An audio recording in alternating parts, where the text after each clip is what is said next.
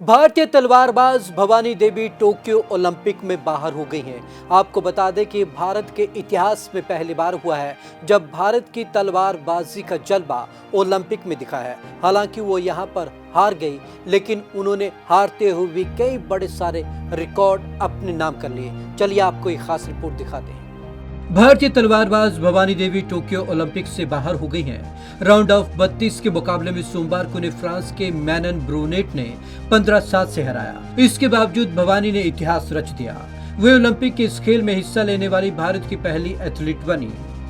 Olympic में पहली बार लहराई भारतीय तलवार। भवानी के पराक्रम के कारण 26 जुलाई 2021 का दिन भारतीय तलवारबाजी के इतिहास में दर्ज हो गया। दुनिया के सबसे बड़े खेलों ओलंपिक में किसी भारतीय की तलवार पहली बार लहराई, वो तलवार भवानी देवी की थी। भवानी ओलंपिक में हिस्सा लेने वाली पहली भारतीय तलवारबाज हैं। दुनिया ने उन्हें अब नोटिस किया है, मगर तलवारबाजी में भवानी का अपना अलग अलग मुकाम है, ठीक अपने नाम की तरह। तलवारबाजी यानी कि फेंसिंग 1896 से ओलंपिक का हिस्सा रहा है, मगर कोई भारतीय इसके लिए क्वालिफाई नहीं कर पाया। भवानी ने अपनी तलवार से उस चुनौती को चीर कर रख दिया। पहला मैच जीता, दूसरे में कड़े संघर्ष के बाद मिली हार। भवानी ने न केवल ओलंपिक में हिस्सा लिया, बल्कि उन्होंने अपना पहला मैच भी जीता। भवानी ने पहले मुकाबले में ट्यूनीशिया की नादिया बेन को 15-3 से हराया था। भवानी ने पहले 3 मिनट में 8-0 से बढ़त बनाई। उन्होंने आखिरकार 6 मिनट 14 सेकंड में यह मैच 15-3 से जीत लिया।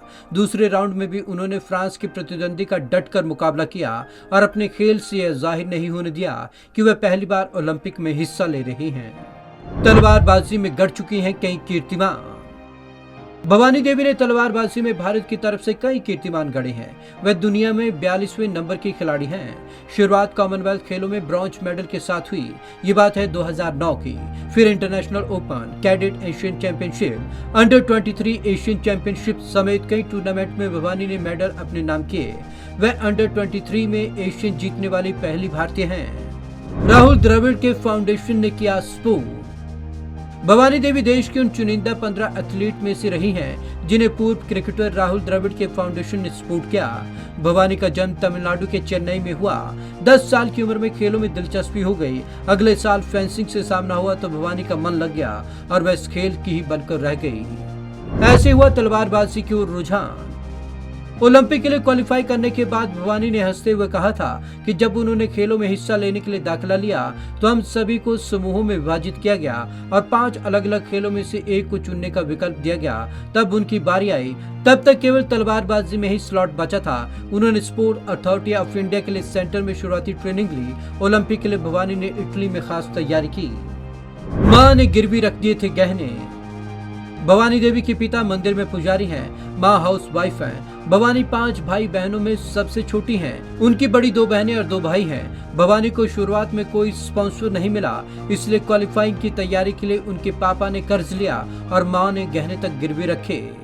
बांस की स्टिक से की थी फेंसिंग की शुरुआत। भवानी ने बांस की स्टिक से तलवारबाजी की शुरुआत की थी, क्योंकि इसके इक्विपमेंट काफी महंगे थे और उनके घर की आर्थिक स्थिति ज्यादा अच्छी नहीं थी।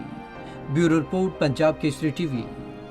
भवानी देवी यहाँ पर काफ़ी आर्थिक परिस्थितियों से, गंभीर परिस्थितियों से निकलकर सामने आए। उन्होंने जब तलवारबाजी सीखना शुरू किया तो उनके पास इसके इक्विपमेंट नहीं थे, वो काफ़ी महंगे थे। भवानी ने यहाँ पर प्रैक्टिस बांस की छड़ी से की थी और तब जाकर कहीं इस मुकाम पर वो आज पहुंची हैं। तो आज की इस खास रिपोर्ट में बस इतना ही। विवेक शर्मा को दीजिए इजाज़त। नमस्कार।